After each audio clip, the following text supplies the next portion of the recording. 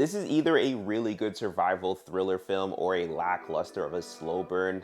But regardless, I saw We Bury the Dead. I have some really choice words for this film. Let's talk about it.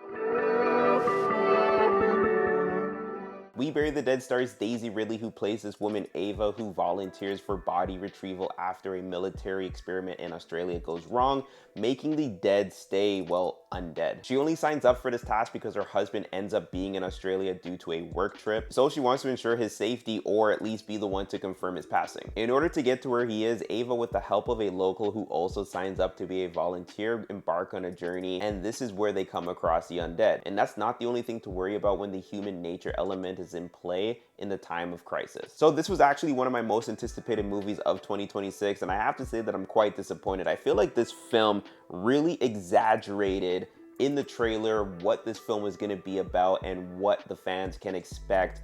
Well, the fans of this genre can expect. The only moment of a zombie attack is what you see in the beginning of the trailer of the bus, and that pissed me off because they knew what they were doing, using that as a hook to lure in the fans of this particular genre. This film was more about Ava's odyssey to go find her husband as opposed to the obstacles that she's gonna be facing, which is the undead, which is what they said we were going to expect in the trailers. Here's my thing, as a survival thriller movie, I thought We Bury the Dead was fine. They captured tense moments very well, especially the moments where other humans were involved, but the fact that zombies or the undead were involved and marketed, I have to say that this was a flop for me. I really can't get over the fact that that bus scene was the only aggressive zombie attack moment in this entire film. And the fact that the trailer showed it bothers me even more because it wasn't even a surprise. Like, I saw the freaking zombies' feet walk and I'm like, all right, here comes that moment. And then I'm out here waiting, like, okay,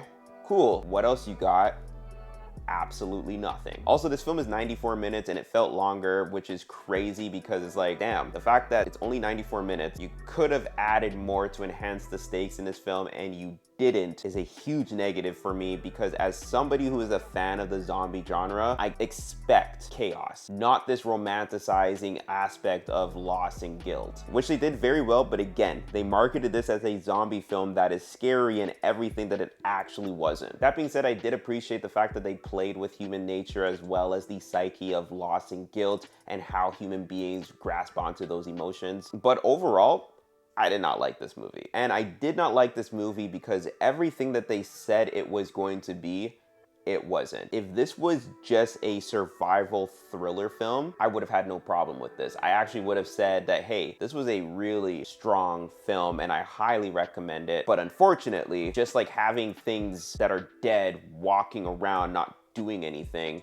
sure, I guess you can consider that a zombie film. But when you compare that to like Train to Busan, World War Z, 28 Days Later, 28 Years Later, or even a film like Scooby-Doo on Zombie Island. Oh, gosh, I don't know. This is probably one of my least favorite zombie films, but I'm curious, have you seen it? And if you have, what did you think of it? Let's get the conversations going, and yeah, that's about it.